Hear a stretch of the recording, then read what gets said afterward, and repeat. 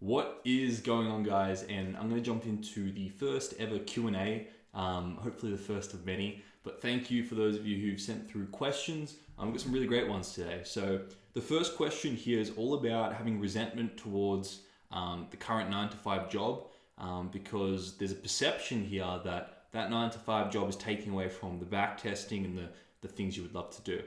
So the first thing I usually suggest here is you have to keep in mind you have control over three things: your perceptions, your decisions, and your actions. You don't have control of anything else but those three things. So you have a choice. You can go in there and see how the 9-to-5 job takes away from your back testing and away from your trading, or you can go in there and link the two and see how the work in the 9-to-5 job serves and benefits your back testing. So usually what I suggest with this, when you see two things in your life, whatever they may be, conflicting, usually I go in there into a linking process or a uniting process to help you see in your perception how one serves and benefits the other, and vice versa as well. So a very powerful question you can be asking yourself is, how is working this 9-to-5 job serving and benefiting my development as a trader?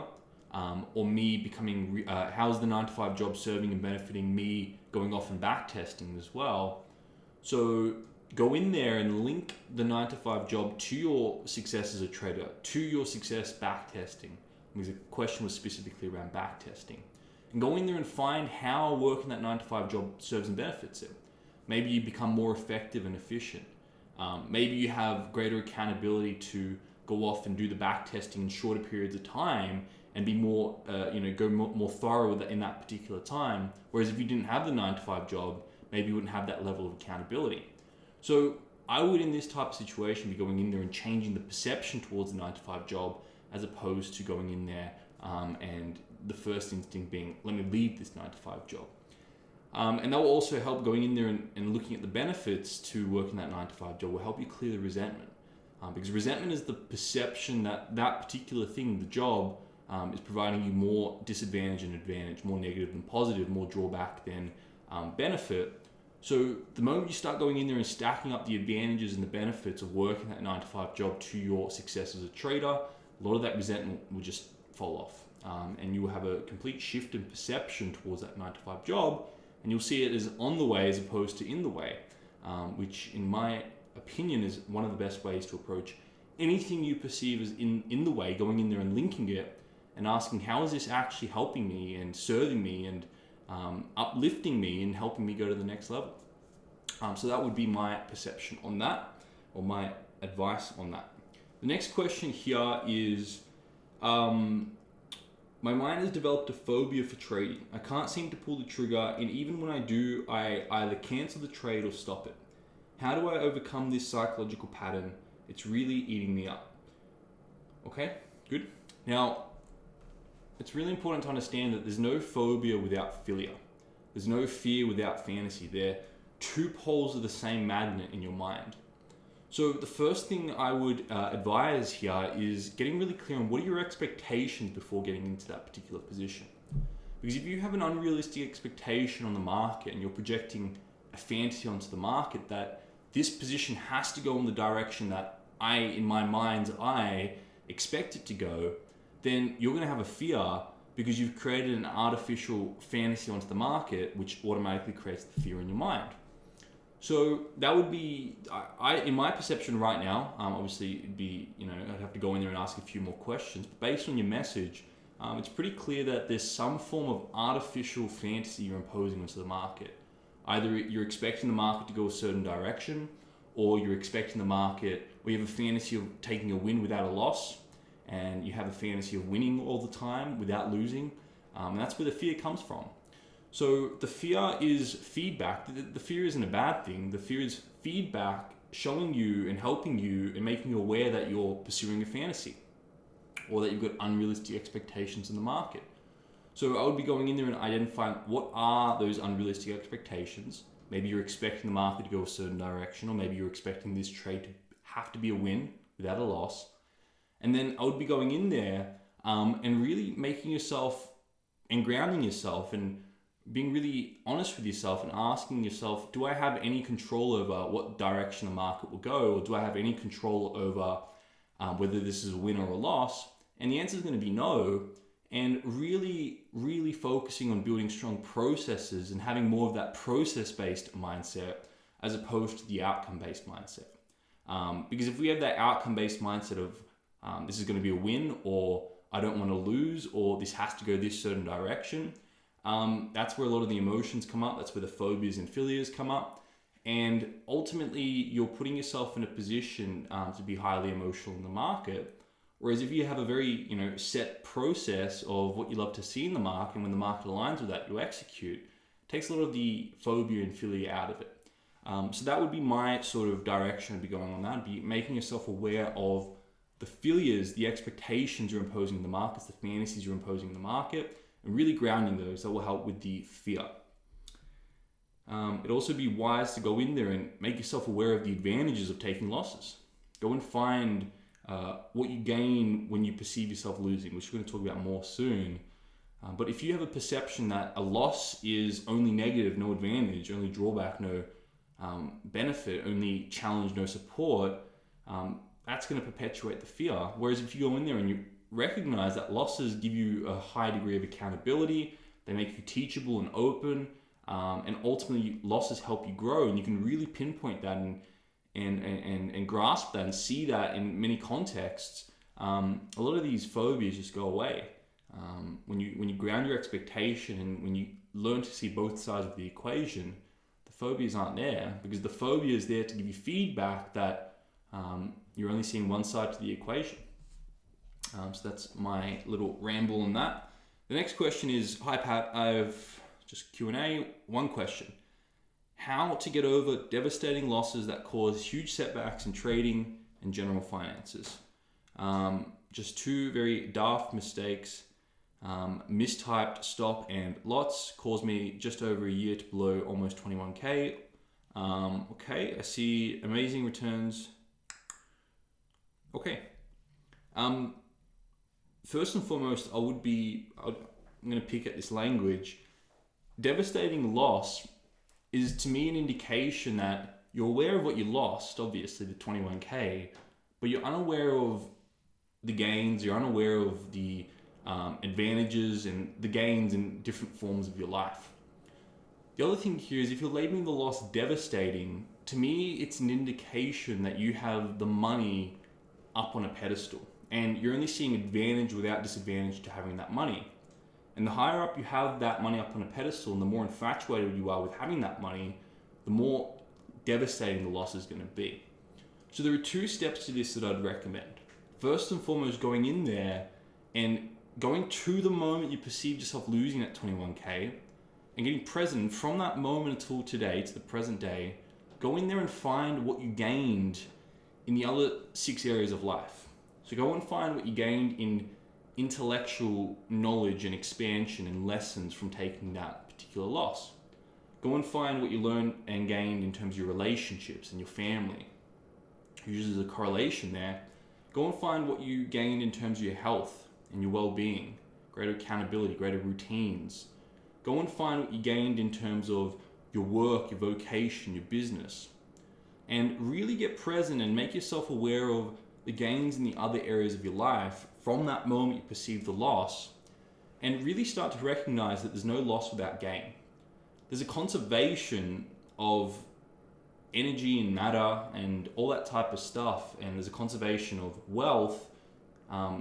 You may perceive to have lost 21,000 financial wealth, but I assure you, you gain in other areas of life, other forms of wealth, and keep listing the gains until you're certain that the new form that you gained quantitatively is equal to 21,000. So go in there and find that lesson. How much is that lesson worth to you?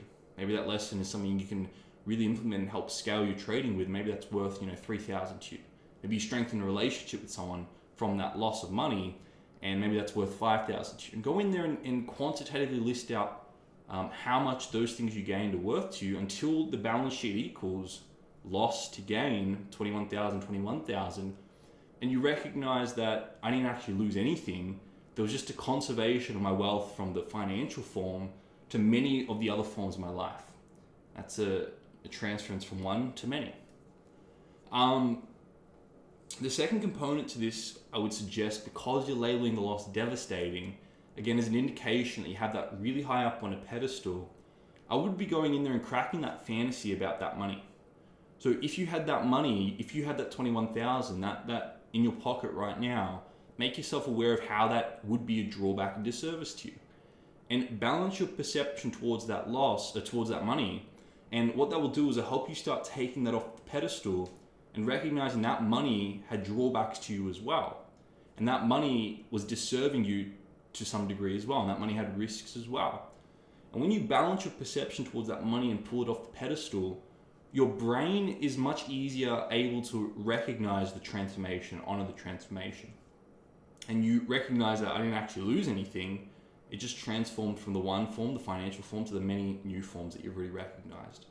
And then you can go in there and find the advantages of the new form to really, level that equation in your mind. And then you realize that you didn't actually lose any, you didn't actually gain anything. It was just a stream, it was a transformation in your life. And usually it's because of a shift in priorities in your life. And maybe you had a new job or a new relationship or whatever going on in your life, and you co-created that transformation of money because you shifted your priorities in your life. And I think when you can really go in there and recognize that all those things I just mentioned, but on top of that, recognize that you're not a victim of losing that 21,000, that actually served you, and that's actually helping you accomplish what's most important in your life. It's a really powerful perspective to take. And in my opinion, the only perspective that will help you transcend the judgment and free you to really get on with your life. But anyway, that's my little ramble on that question. Thank you for sending that in. Next question. I don't believe that's a question. Next question. Okay. How to deal with impatience to getting into the market. It's such a big thing, and I struggle from either a set out plan, but still always enter silly trades which don't fit the plan or anything close to it. Just know the biggest thing stopping me from breaking through. Okay, great. So in my observation, what I've found is that when you're certain in your plan and you're certain in the rules and the setups and the management and the risk in your plan, and you're certain in that, you're very unlikely to go outside what you know. When you're certain in what you know, you're unlikely to go out of what you know.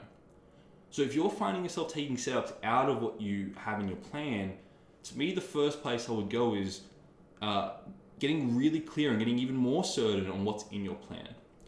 And there's a few ways you can do that. You can go in there and get a little bit more specific with your entries. Ultimately, you only need 3 things in your plan. You need to know how much you're risking. Usually that's 1% or 0.5% for traders consistently. Great. That's done. The second thing you need is where you're getting into the market. And usually traders struggle here. They leave things too broad. They leave things too general. Where I think it's very reasonable to get, even if you're a little bit more of a discretionary trader, it's very reasonable to get very specific about what your setups and what your entry criteria looks like. And really going in there and asking yourself, all right, what's my area of value? On the higher time frames, what is it I love to see to give me an indication I'm going to take an entry in that area? And then listing out the specific criteria, getting really clear on that. And then, great, the next thing after you have your area of value is your entry criteria. When I'm in that area of value, what's the specific entry criteria? What are the things I'd love to see, and on what time frame to then place my entry and pull the trigger? And if you can break down your entry into those 2 things, the area of value and then the specific entry criteria, and get really clear on those 2 things and have certainty in those, and where you don't have certainty, you go ask questions to your community, your leaders in your community, your coaches in the community, or you go back test in the market until you have certainty in those. You're not going to be doing anything but that, because now you have certainty that those entries, I know specifically what they look like, and I know they're going to help me accomplish my goals as a trader. You're going to be very unlikely to go outside what you know. And the same process for your management as well. So if you're finding yourself consistently going out your plan, to me, that's probably an indication that you're not 100% clear on your plan, or you're not 100% certain on your plan. So it would really be starting going there and then getting more specific with your plan, and then using the resources you have around you to answer any questions you have. You see, I love to take the perspective, that abundance mindset, that nothing's ever missing. All the answers are right in front of you, but it's about asking the right questions to the right people at the right time. and really getting clear on what are the specific questions you need to ask to the right people at the right time. But the only way you can see that is if you get really specific in your setups. You can start to see the holes in your trading plan. You can start to see the holes in your knowledge, and then you can formulate a great question to go and ask a coach, or you can ask the market that question through back testing. And to me, that's really the way of progression.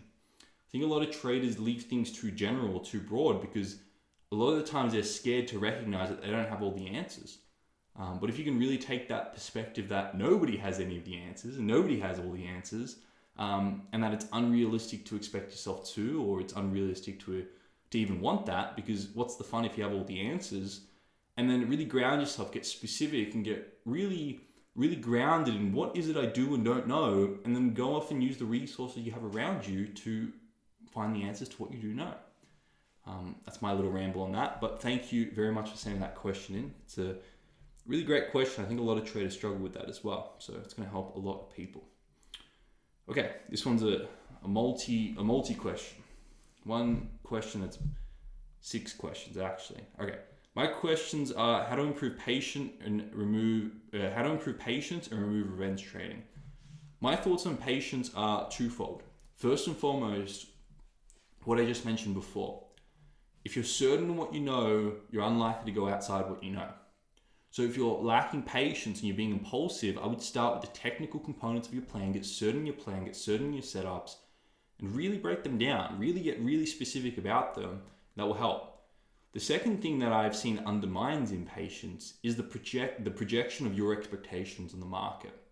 So if you're watching a particular position, and you've got strong expectations that this has to go up, and you're projecting an artificial fantasy on the market of what price has to do, impatience and FOMO is the fear of missing out on the positive expectations you're imposing on the market at that particular time.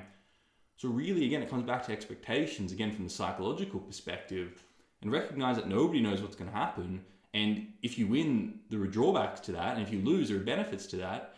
And get really grounded, get really present with the market. Don't impose your expectations, and listen to the market. Because when we impose our expectations on the market, we block ourselves off from very important information from the market, and we're no longer listening to the market. We're projecting our ideas and our fantasies onto the market. And I think I'm going to take a little bit of time to explain this. I think an analogy that everybody understands is, instead of thinking about the market, your relationship with your market, think about your relationship with your partner or your spouse, or whatever it may be, your kids or a friend. If we're constantly projecting what it is we want to that person, that parent, that spouse, that friend, that person's going to shut off, because that person doesn't see what you're communicating is going to help serve and benefit what they love in life. So they're not going to listen. And if you're going off and you're not, talking about what you want, but you're constantly talking about what your friend or your spouse or your partner or your parents want, you're going to shut off. You're not going to be engaged in that. But if you can find what it is you love, you can find out what it is they love and learn to communicate what you love in terms of what they love, then there's a harmonious communication and relationship there. And I see no difference with the market as well. If we're too proud to listen to the market and we're going to project our ideas onto the market, we're going to get humbled. If we're too ashamed to listen to ourselves and we're self-minimized to the market, we're going to be fearful to execute in the market, and we're not going to get results that way. But if we know our plan and we know our worth in the market, and we know what the market's doing, and we're listening to the market and we're communicating what we want to what the market's communicating at that time, you have fair exchange relative to the market, you're in the best position to trade successfully. So really understanding that, I don't even know what the question was, but you know my point. If you're imposing your expectations on the market, if you have FOMO because of your expectations, you're not listening to the market. I think really learn to get clear on your setups, and then learning how to tap into the market by not setting expectations and listening to the market, communicating what you want in terms of what the market is doing at the time is in my opinion the master key to successful relationships. It's also the master key to successful trading as well. Okay, one more thing. If I'm in a trade, I only see things that confirm the direction but miss the signals for reverse, indication of confirmation bias. So the question here, let me just read it out. If I'm in a trade, I only see things that confirm the direction but miss the signals for reversal. Okay, so if you're only seeing things that support your bias, it's an indication you have a strong, rigid bias in the market. And you're assuming that your bias is more advantage and disadvantage than any other perspective on the market. So again, this comes back to expectations and rigid expectations in the market. And really understand if you're imposing expectations in the market, you're going to have biases. You're going to have confirmation bias to only let in information that supports your bias. And you're going to have disconfirmation bias to block out any other information, which means you're removing a lot of the information which is important to make informed decisions as a trader. Because ultimately the trader with the most information is the trader that wins, is the trader that can make the most informed decisions in the market. So this is why I unlocked this lesson in my particular course, because I've seen so many traders struggle with this. But going in there and developing the self-awareness of prior to trades or while you're in trades, am I projecting onto the market what I want, my fantasies and my expectations? Or am I tapped in? Am I listening to the market and in a caring relationship to the market, listening to what the market's communicating to me and communicating my plan in terms of that, which is what a successful trader does.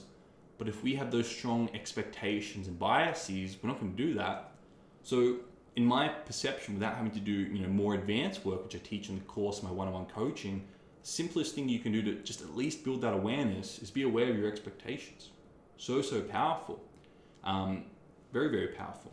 Okay. I believe there's a third question in this question as well. Okay, good.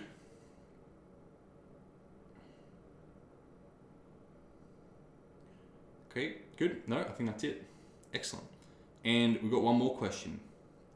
I have difficulty in removing a risk entry in my system. As if when I saw price coming to an edge of structure, I always entered first without waiting for the confirmation. You believe this is becoming a habit and difficulty in changing it. Okay, good. So there's a risk entry and there's a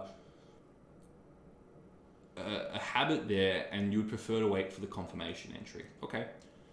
Now, every decision you make as a human being is based on what you perceive will give you greater advantage over disadvantage at any point in time. It's how we work as humans. We make decisions based on what we perceive will give us greater advantage over disadvantage. So if you're jumping into that risk entry, but you would want to wait for that confirmation on that risk entry, and you're resentful to the fact you're jumping in that risk entry, to me that's an indication that there are unconscious motives or unconscious advantages to jumping into that risk entry, or you have motives that you're not aware of to jumping into that risk entry.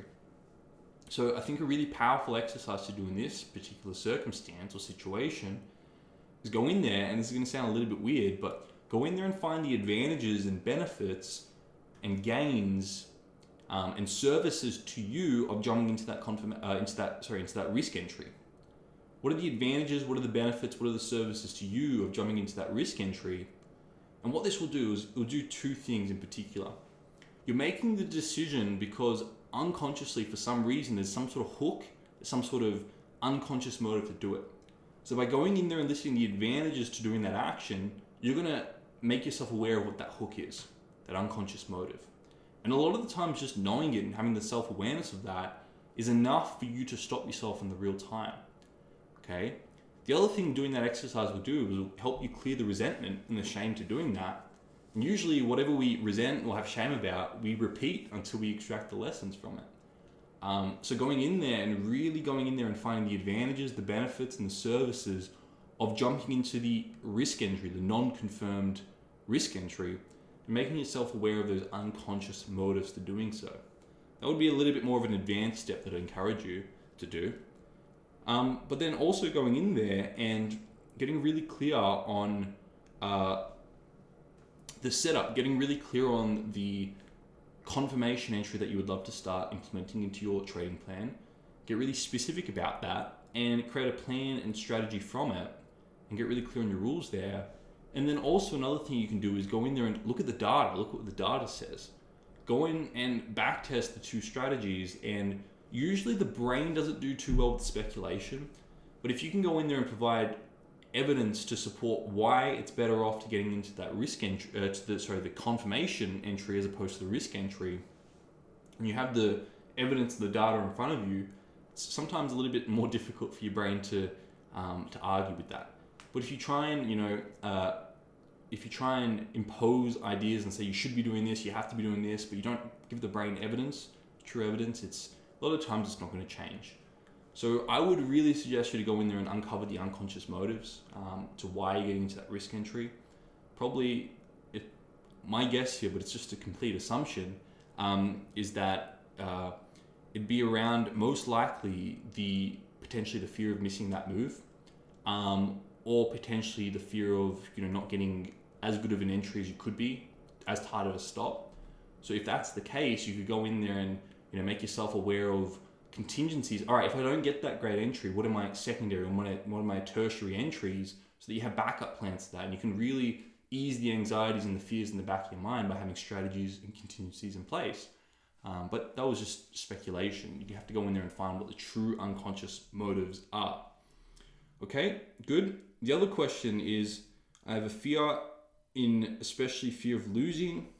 It's a hindrance to taking the FTMO challenge. Okay, excellent. I would love to finish on this. I think this is such a key message. Now, I think in society, in every day-to-day life, we love to put forward this positive facade or this pride facade or this successful facade. And we love to portray ourselves as successful human beings, and human beings that are winning, and human beings that are proud and doing really well in life.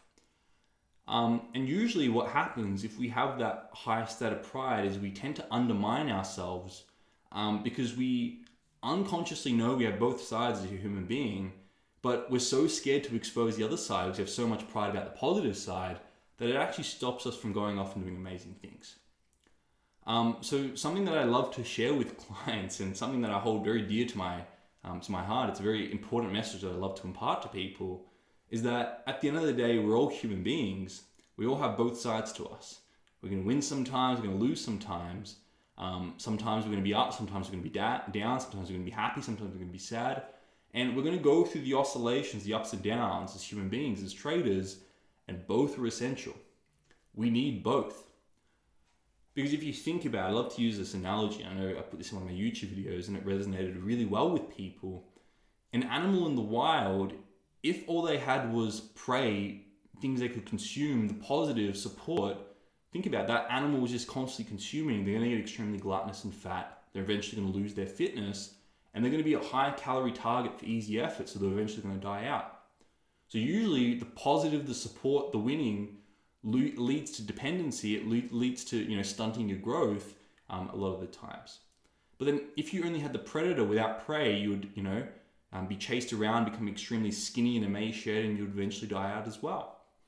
But let's imagine if that animal in the wild had an equal amount of prey and predator. They had an equal amount of support and challenge, an equal amount of things that they could eat, but also an equal amount of things that could eat them. And they had enough food to stay fit, but also run away and stay maximally fit. At the border of support and challenge, that's where we grow most. And that's where you have maximum fitness and maximum evolution as a human being. So the reason I'm trying to share this with you is because I think a lot of the times human beings think they should be the positive, they should be the up, they should be the successful all the time. And that really stops them from going off and doing things like FTMO. You have so much fear of losing that, losing the pride, losing the infatuation. What I'd love to share with you is that the losses, the setbacks, the challenges are essential components in your life. If you think about it, let's go, for this specific question, I'd be going back to moments in your life where you perceived yourself losing and you really got knocked down and you really felt down, and going in there and finding the advantages, the benefits and services to you of going through that circumstance in your life. And when you change your perspective towards those circumstances in your life, you'll recognize that those knockdowns or setbacks or failures were essential components to your growth. And a lot of the times they were springboards to help you go to the next level. And it'll be no different if you go for that FTMO and you take losses and you fail that. There'll be lessons in there. There'll be new understandings. There'll be refinements, because there's no loss without gain. So you'll go in there and you'll have both sides to that equation there. And ultimately, you'll get put into a position to go again, go again, and go again. And at the end of the day, if it takes you 4, 5, 6, 7, 8, 9, 10 attempts at the FTMO, who cares? Keep going. Use the what people label failure as feedback to make refinements, and just keep going forward and keep acting on high priority actions every day, and you'll find yourself eventually hitting those targets. So that's my little ramble, my little Q&A. Hopefully there was 1 or 2 bits of insights in that last 30 minutes. So thank you all for those of you who sent through your questions. Hope this was insightful, and people are going to go in there and mark up the YouTube videos so people can skip to certain questions. But yeah, I would love to hear your feedback. If you enjoy these Q&As, I can make them more interactive. I can start to put additional things in. But love your feedback, and I look forward to speaking with you guys soon.